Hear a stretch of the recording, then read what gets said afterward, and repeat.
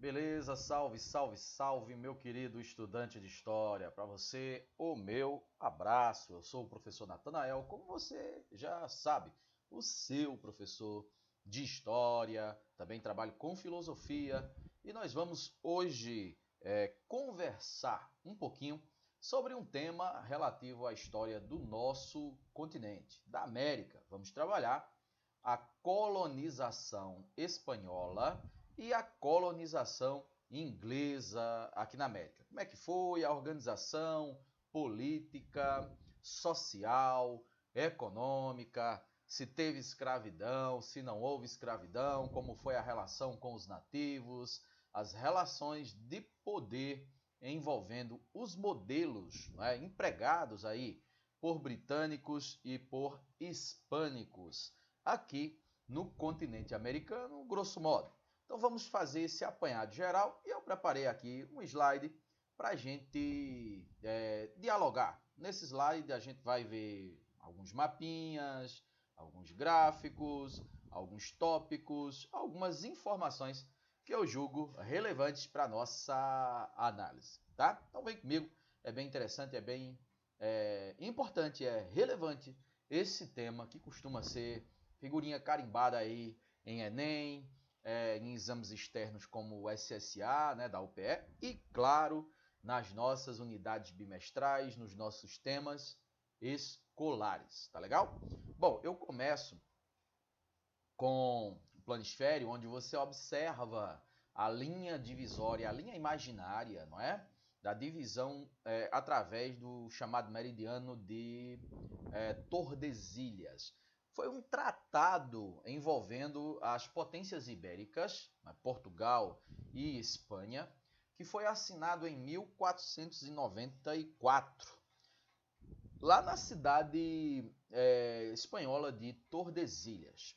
Bom, esse tratado ele delimitava as áreas que estariam sob influência de Portugal, né? As áreas orientais, né? Essa parte do Brasil que você visualiza aí no mapa, a porção oriental, que a gente pode chamar também de leste, né?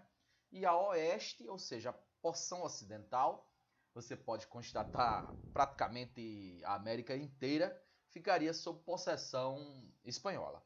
Ocorre, pessoal, veja bem que interessante, que nem ingleses, nem holandeses, os holandeses, inclusive, nessa época estavam vinculados à Espanha, né? Mas décadas adiante se tornaram uma potência náutica e colonial também. Mas enfim, nem ingleses nem franceses fizeram parte dessas negociações. Portanto, o rei Francisco I, lá da França, inclusive, dizia: onde está o testamento de Adão, né? Que delimitou que somente portugueses e espanhóis deveriam repartir o mundo entre si. Então havia bastante questionamento, de fato, sobre a legitimidade, a validade, não é, desse tratado. Por que só Portugal e Espanha? Diziam os franceses, questionavam os ingleses. Nós não fomos consultados, diziam os ingleses, os franceses. Então eles queriam um quinhão, queriam uma parte, queriam fazer também ou integrar esse bloco e obviamente não reconheciam esse tratado como válido. Os ingleses vão também invadir aí a América para tentar, e conseguiram, assim como os franceses, abocanhar aí uma fatia, né? E é dentro desse contexto aí que nós vamos analisar a colonização que vai efetuar aqui na América os ingleses, como também aquela nação que ficou com a maior parte, que foi a Espanha, né? Como é que foi esse modelo aí? Portugal a gente trata num outro momento, e obviamente sobre Holanda também, posteriormente, beleza? Bom, gente, vamos lá, olha só. É sabido também de vocês, e eu já dei aula sobre isso, não é? Que quando os europeus chegaram na América, é óbvio que a América não era desabitada, não é? Então essa falácia de descobrimento, quando se fala da chegada de Pedro Álvares Cabral aqui no Brasil, ou de Colombo lá nas Antilhas, lá no Caribe, isso é uma falácia assim das grandes, né? Até poderíamos imaginar um cenário como esse, admitindo essa expressão descobrimento, do ponto de vista do europeu, que realmente desconhecia essa parte do mundo. Mas sob a ótica dos nativos que aqui viviam, dos silvícolas, dos aborígenes, é óbvio que não se pode falar em descobrimento, e sim uma invasão, num processo de invasão. Mas enfim, o continente era habitado e até densamente habitado, não sabemos o quantitativo em específico que residia aqui no continente, né? Certamente mais de 10 milhões de pessoas espalhadas aí pelas hoje denominadas América do Norte, Central e América do Sul, nos diferentes países atuais, né? No território dos diferentes países atuais, diferentes povos em diferentes estágios de desenvolvimento com relação à organização política, social e econômica, impérios suntuosos, grandiosos, poderosos, mas também civilizações em estágio, praticamente em estágio tribal, né? Nômades, seminômades, caçadores, coletores. E a América era essa Babel, né? Bastante plural e diversa. E a gente já sabe também que os incas e também os astecas, os maias já estavam em processo de decadência aí bastante acentuado há séculos, por ocasião da chegada dos europeus. A gente já sabe que os incas e os astecas eram os povos mais proeminentes, né? Naquele finalzinho de século XV, começo do século XVI, quando os europeus começaram a chegar aqui em massa. Mas eu coloquei nessa lâmina exatamente alguns dos povos aqui mais proeminentes, né, que se desenvolveram nas chamadas Três Américas, ok? Na América do Norte, aqui a cultura mississippiana, na América Central, na Mesoamérica em específico, no caso os Olmecas, o povo maia, principalmente, muito embora já estivesse também em decadência, né? Os Mixtecas, Zapotecas, Teotihuacan, os Toltecas e, obviamente, o império que estava ali no auge, naquele momento, que eram os Aztecas. E na América do Sul tínhamos os Tiripas, os Tihuanacocas, a cultura Chavin, a cultura Mochica, como você pode ver, os Nazcas, né? Mas de uma trajetória mais atrás, e o apogeu do Império Inca. No que diz respeito ao Brasil, tínhamos os Tupinambás, na verdade o tronco Tupi, não é? Que compreendia aí diferentes tribos, desde os Tupinambás, passando pelos Tupiniquins, que eram inimigos inclusive, passando pelos Tupis Guaranis, pelos Tapuias e outras tribos mais que habitavam aqui esse território, de modo que ele era plural, uma praça de guerra bastante povoado, né? E que os europeus vão jogar com essas rivalidades, vão se aproveitar dessas guerras, dessas inimizades, desses conflitos para angariar aí contingentes, né, capazes de subjugar, foi o que aconteceu, os grandes impérios, e eu me refiro em específico aos incas e aos astecas. Bom, o que aconteceu, gente, essa expressão é absolutamente apropriada, né? Foi um choque de civilização, ou um choque de civilizações. Me refiro ao impacto, né, de dois mundos tão díspares, né, tão diferentes, tão distintos, que se encontraram a partir de outubro de 1492, com um impacto muito mais negativo, eu diria totalmente negativo, né, para os nativos, ou seja, para o povo local aqui da América, dada a superioridade armamentista, eu posso dizer assim, dada também as circunstâncias do capitalismo que gerava no europeu e gera até hoje esse ímpeto imperialista, né, de conquista, de exploração e de dominação, e obviamente também um contexto de epidemias que serão cruciais para o enfraquecimento dos povos locais, para a mortandade dos povos locais. Eu coloco aqui, ó, usados inicialmente como mão de obra. No caso em específico da Espanha, eles utilizaram bastante a mão de obra local e em menor escala, em coisas muito circunstanciais e pontuais, a mão de obra escravizada de origem africana, em cantos, em locais assim muito específicos, né? Grosso modo, em grande parte dos seus domínios, o que predominou mesmo foi a utilização da mão de obra local, ou seja, vamos chamar aqui de vulgarmente a mão de obra indígena. E aí eu chamo a atenção para esses pontos que eu ressalto aqui e eu gostaria de fazer a menção desses pontos para nossa reflexão. Fala assim, ó, mão de obra escrava posteriormente substituída pelo negro africano, em grande escala na América Portuguesa, não é? Os holandeses vão fazer isso também, obviamente. Os ingleses lá em uma porção da América do Norte, porção sul do que futuramente seria as 13 colônias, lá banhado pelo Atlântico, futuramente os Estados Unidos, né? Que eles chamavam na época colonial também de Nova Inglaterra, caçados implacavelmente pelos bandeirantes paulistas, aí já é um contexto de história do Brasil, né? Auxiliares no conhecimento do sertão, pelo seu grande conhecimento local, eram utilizados também como essa fonte de sabedoria, né? Pelo europeu conquistador, que era um estranho na terra, obviamente, sendo poupado, entre aspas, nas missões, reduções jesuíticas, com o intuito da catequese, a salvação da alma, obviamente, né? Mas também utilizando essa mão de obra aí gratuita para se produzir instrumentos musicais, uma gama grande aí de produtos. Os jesuítas não desperdiçaram também essa parte. Acabaram que, por conseguinte, também protegeram o nativo da escravidão, uma vez que era o índio considerado súdito, real e cristão, né, por ser batizado a abandonar, ou ser forçado a abandonar seus hábitos, suas culturas consideradas pagãs, não é?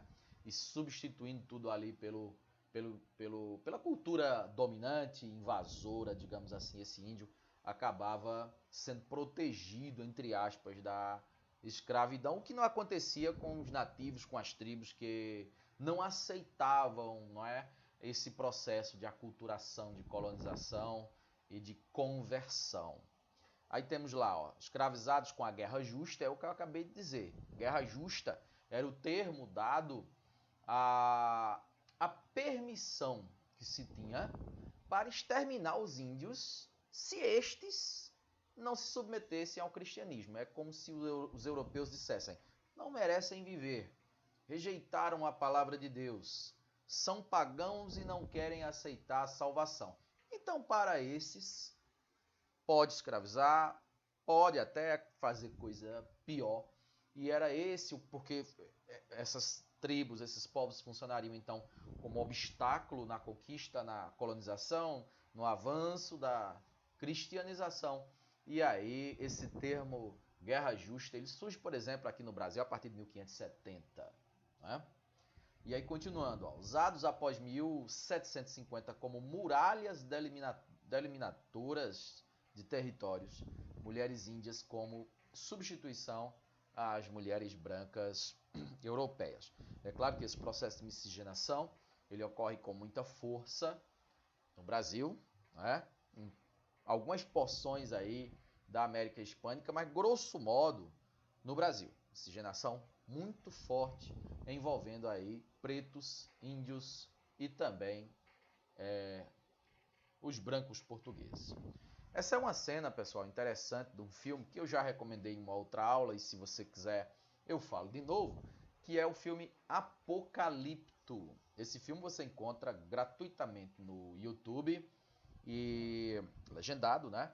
E que narra um pouquinho da decadência do povo maia por ocasião da chegada dos europeus no começo do século XVI. Interessantíssimo, é a ação do início ao final. Recomendo que você tiver um tempinho aí, assista, vale muito a pena. E aí eu coloco os seguintes tópicos: intervenção do Estado, capitalismo comercial, metalismo, formação de colônias, pacto colonial e o vínculo com a metrópole.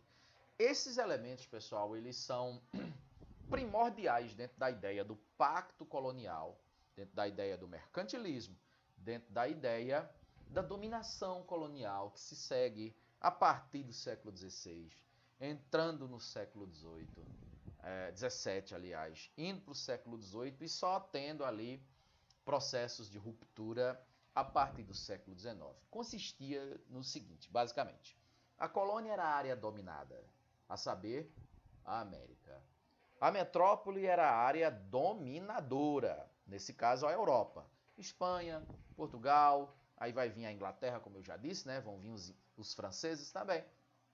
E essa área dominada, que é a América, ela serviria como fornecedora de matéria-prima, metais preciosos, madeira, pele, minérios e tudo que se pudesse explorar aqui, mercado consumidor para os produtos europeus, mercado fornecedor de mão de obra barata, quando não escrava, não é? E quem saía realmente lucrando com isso era a metrópole, porque a colônia não podia comercializar com mais ninguém, negociar com mais ninguém, a não ser a sua metrópole. Uma exceção que vamos ter vai ser na América do Norte, com os ingleses, que vai se formar lá um sistema um pouquinho diferente, que eu vou falar um pouco mais adiante, se não for nessa aula, em outra. Mas, grosso modo, era essa a estrutura, de modo que dificilmente a colônia teria condições de se soerguer, condições de se desenvolver, visto que ela era oprimida, abafada, visto que ela era dominada e explorada, espoliada pela sua metrópole. No caso do Brasil, Portugal, no caso da região da Argentina, México, não é? América Central, boa parte aqui da América do Sul também, a Espanha e assim por diante, ok? Característica extremamente cruel da colonização. Bom, vamos a outras menções seguidas de algumas imagens que vocês podem constatar aí nessas gravuras. A conquista da América Espanhola aconteceu de forma exploratória. Portugal fez isso, a França fez isso, a Holanda fará isso. Os ingleses também, mas com um modelo diferente também lá na América do Norte, que a gente vai visualizar daqui um pedaço. E aí continua, fala assim, ó. Não vinham para a América em busca de terras para povoar, e sim para apropriar-se das suas riquezas, das mulheres e assim por diante. Os espanhóis dizimaram as populações indígenas, impondo sua cultura, língua, religião, costumes como um todo, né? E assim fizeram portugueses, e assim fizeram ingleses, com uma pequena exceção na América do Norte, que a gente vai conversar já já. De certo modo, como eu já disse, foi a desgraça para os povos ameríndios a chegada do europeu. Só trouxe isso: miséria, fome, guerra, doenças, expoliação, exploração, conquista, derrota. Enfim, pobreza. Tudo que você puder imaginar. Não houve prosperidade, não houve melhora, não houve qualquer benefício, a menos que você olhe de um ponto de vista religioso, judaico-cristão, senão não houve nenhum tipo de benefício para os povos locais, advindos da chegada dos europeus de lá para cá. Bom, as caravelas partiam do continente americano rumo à Europa cheias, né, abarrotadas de ouro e prata. Onde é que os espanhóis vão encontrar ouro e vão encontrar prata? Eles encontram prata aqui na América do Sul, nas minas de Potosí, na Bolívia. Aliás, a palavra Argentina, né, que provém do prefixo argentum, que significa prata, né, por aí você também tira que nessas regiões os espanhóis conseguiram encontrar prata. E poucas décadas após a chegada dos espanhóis aqui, já foram logo também sendo brindados com essa riqueza. E lá no México também encontram ouro.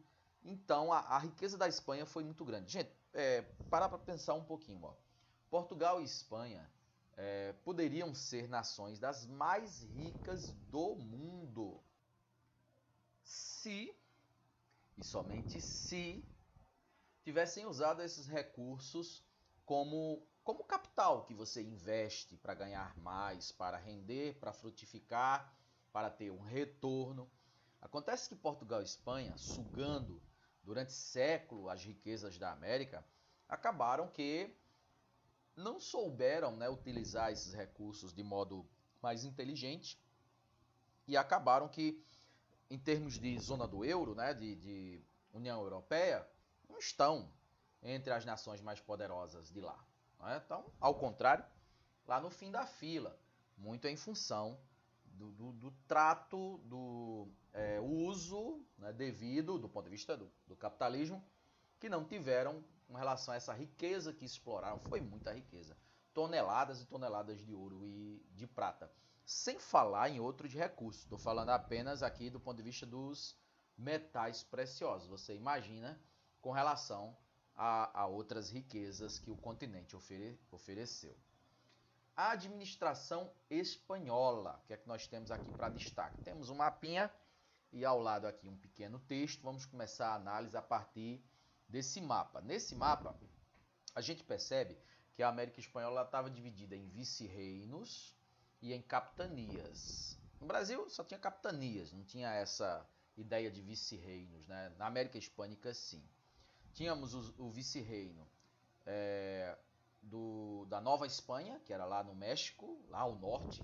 Você visualiza aí no seu mapa, mais ou menos o território do México, aí uma boa parte, né? Pertinho do que hoje é os Estados Unidos. Tínhamos também o vice-reino, agora já aqui na América do Sul, da Nova Granada, que é onde hoje é a Colômbia, o Equador, você está visualizando aí, entrando inclusive para a América Central, onde hoje é o Panamá, né, por ali.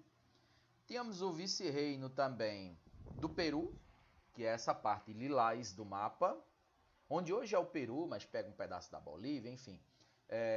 Por sinal, era no vice-reino do Peru que ficava a sede da administração espanhola na América, tá legal? Uma espécie de capital, uma espécie de distrito federal, né? Como se fosse assim, fazendo analogia, por exemplo, com o Brasil de hoje.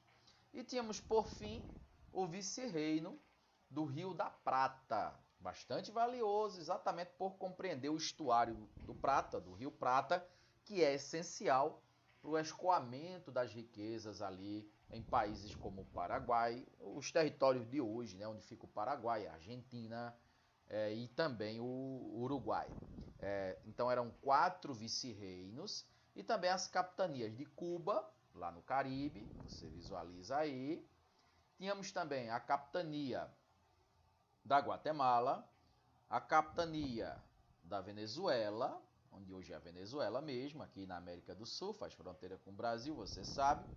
E temos também a capitania geral do Chile, que é bem estreitinho, corresponde aí à região andina, né, da chamada Cordilheira dos Andes, essa parte lilás mais o roxo mais escuro que você visualiza aí no seu mapa.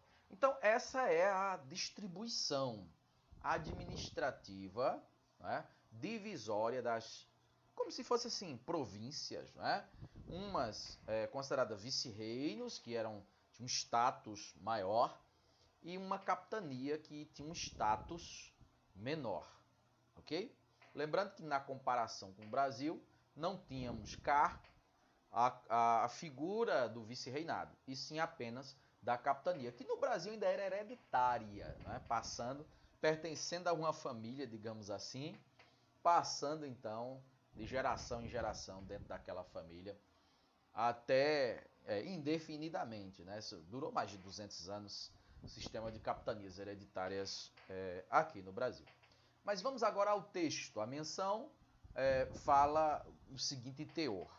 As regiões exploradas foram divididas em 4 grandes vice-reinados e 4 capitanias, e dentro delas havia um corpo administrativo no qual estava no topo a figura do vice-rei e depois do capitão geral. No Brasil era o capitão donatário. Só para fazer essa ponte, é importante, a gente estuda Estados Unidos, a gente estuda a independência deles, a gente estuda a América Espanhola, enfim, até a Europa, mas ao mesmo tempo, para fazer a comparação, a gente faz essa ponte, né, com o Brasil, até para nos entendermos melhor, né? E aí continua, fala assim: no topo da administração colonial havia um órgão dedicado somente às questões coloniais, que era o Conselho Real e Supremo das Índias. Os europeus chamavam, durante uma boa parte da trajetória colonial aqui na América, eles chamavam essa região de as Índias Ocidentais, as Índias Orientais. É a Índia mesmo, né, de onde vinha as tais especiarias, noz moscada, pimenta, não é? E outras tantas mais especiarias, condimentos. E como na América tinha muitos produtos exóticos assim também, cito o caso das chamadas drogas do sertão, região amazônica, o cacau, a baunilha, o guaraná, né? Mesmo o açaí, são substâncias energéticas, né, que atuam no nosso sistema nervoso central, deixando-nos mais alertas, né, e assim por diante. Então, era essa região durante um bom tempo da trajetória colonial chamada pelos europeus como um todo, chamado de Índias Ocidentais. Tá legal? Interessante fazer um paralelo desse Conselho Real e Supremo das Índias com o Brasil. O Brasil teve também a época do governo geral, cuja sede era em Salvador, e depois, já no século XVIII, com o advento ali da mineração, a intendência das minas, né?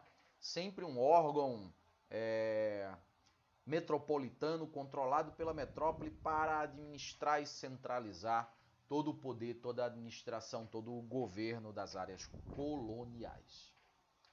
Vamos lá, a conquista espanhola. Ó, o processo de conquista foi extremamente violento, é aquilo que eu dizia minutos atrás, contribuindo para a dizimação das populações nativas. A gente já adiantou, inclusive, essa parte. O uso de violência deveu-se à ânsia da descoberta de metais preciosos e vai por aí. E aí eu cito esses dois camaradas, chamados de adelantados. O que era o adelantado? Era um europeu que vinha com a incumbência da coroa do governo do seu país, a mando e com a autorização, com a chancela, né, do governo do seu país, vinha para cá para literalmente surrupiar o que houvesse de valor, conquistar, se apoderar do que ele conseguisse obter aqui em termos de minérios, metais preciosos principalmente. E também ajudar, por tabela, na catequese, porque a catequese auxiliava o processo de docilização, eu vou colocar esse termo aqui, dos nativos, o que contribuía substantivamente no processo de colonização, diga-se de passagens, nativos bravios, nativos rebeldes, não era útil, não era interessante, né, para o colonizador, e sim o contrário. E dentro dessa ideia, o cristianismo atuava de forma a unir, né, as duas coisas, quer dizer, a salvação da alma, o lado espiritual, né, da evangelização, e do outro lado, a docilização, torná-los súditos, a utilização da mão de obra, e assim por diante. Então, destaque para esses dois camaradas, o Hernán Cortés, que vai lá para a América do Norte, e também aqui no Sul, na América do Sul, o Francisco Pizarro, respectivamente, Cortés, Pizarro, responsáveis pela derrocada do Império Azteca, lá no Norte, e Inca, aqui na América do Sul. Ainda analisando essa colonização, esse modelo de colonização, que era baseado na exploração, né? Colonização espanhola aí. Mita e encomienda. A mita e a encomienda foram dois mecanismos utilizados pelos espanhóis para aproveitar a mão de obra abundante, a mão de obra nativa. Veja o que diz aqui a conceituação dessas duas palavras. A mita era o trabalho forçado e remunerado, porém subremunerado, né, na região das minas, para se extrair o ouro, para se extrair a prata, conforme fosse o minério que tivesse ali. E a encomienda era um trabalho compulsório, sem remuneração, mas numa forma de rodízio. Uma hora uma aldeia ou uma parte da aldeia, outra hora outra tribo, outra aldeia ou outra parte de trabalhadores daquela tribo, sem remuneração, ganhando apenas a salvação, né?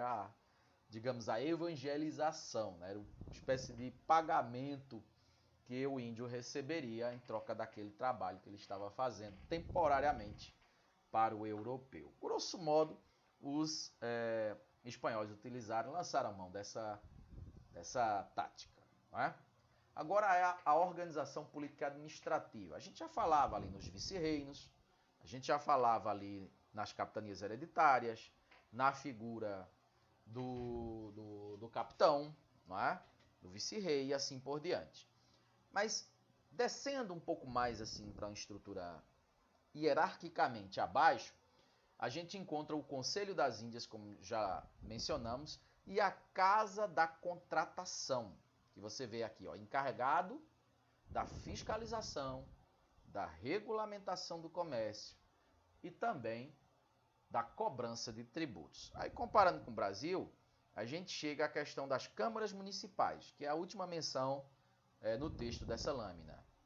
Os cabildos tinha na América Espanhola, não tinha na América Portuguesa.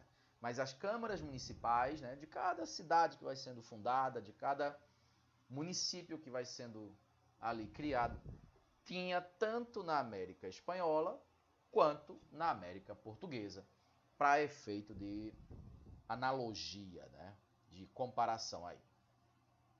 A organização econômica era baseada na mineração, porque eles encontraram quase que de cara e em grande quantidade, né? E aqui fala na casa de contratação, ó, que era importante como órgão regulamentador, fiscalizador da exploração dos metais preciosos. O porto de Sevilha, lá na Espanha, era o porto que recebia, saía de onde hoje é a Colômbia, Cartagena, região de Cartagena, saíam as caravelas, saíam as embarcações ali abarrotadas de prata, né, outros produtos em direção à Europa, e o porto de Sevilha recebia esses produtos. Claro que havia também a atuação de piratas, né, a atuação também de corsários. Eu vou falar sobre isso na colonização inglesa, eu vou fazer um vídeo também sobre essas questões daqui a pouco para você. Tá? Eu toco nesse assunto que é importante. E aqui a questão da encomenda, da mita, mas tem um outro nome aqui em específico, uma outra característica, que é esse último ponto designado no texto dessa lâmina, que fala repartimiento. Diz assim: a metrópole faz um recrutamento em massa de indígenas, obrigando-o a realizar obras públicas. Este tipo de exploração é semelhante ao utilizado na época pré-colombiana, a mita. Então é meio que como os espanhóis usando um modelo que já existia, que por exemplo, os incas já faziam, e repetindo, replicando, né, e reutilizando esse modelo. Então os povos dominados meio que não sentiram muita diferença nesse aspecto, por já existir coisa semelhante aqui, mesmo antes da chegada do europeu. Agora a gente chega num ponto importantíssimo, que é a divisão social. Chapetones, crioulos, mestiços, indígenas, um pouquinho, uma pitadinha de africano em algumas regiões, em específico que eu vou falar no próximo vídeo. Os chapetones eram os espanhóis natos, ou seja, indivíduos que estavam atuando aqui na América, porém haviam nascido na Espanha, tinham um status superior, ocupavam os cargos públicos mais relevantes. A criolagem, não. Embora brancos, embora filhos de espanhóis, haviam nascido aqui na América e tinham um status, então, ligeiramente inferior. Geralmente era a burguesia, né? Eles iam mais se dedicar ao comércio porque eram excluídos, como fala aqui o texto, das funções políticas, pelo menos dos cargos mais relevantes, né? Então sobrava aí como atividade elitista, sobrava exatamente o comércio. Aí sobre essa questão dos mestiços, dos indígenas, dos africanos, a gente vai falar daqui a pouquinho no próximo vídeo que eu vou soltar para vocês, vou gravar para vocês e vou liberar no outro momento. A nossa famosa pirâmide social, né, que eu sempre gosto de utilizar, chapetones, que eram os espanhóis natos, acima de todos, em seguida os filhos dos espanhóis, porém nascidos na América, os crioulos, um pouquinho de mestiços, os indígenas logo abaixo, e na base, onde havia, que não era em todo canto que havia, o africano era considerado menor do que o indígena e, portanto, mais discriminado, com trabalhos mais pesados, com a carga de preconceito muito maior e por aí vai, infelizmente. Colonização inglesa a gente solta depois. Valeu, gente. Um abraço para vocês e até a próxima. Vamos ler. O assunto é legal, é curioso, é instigante e é importante. Abraço.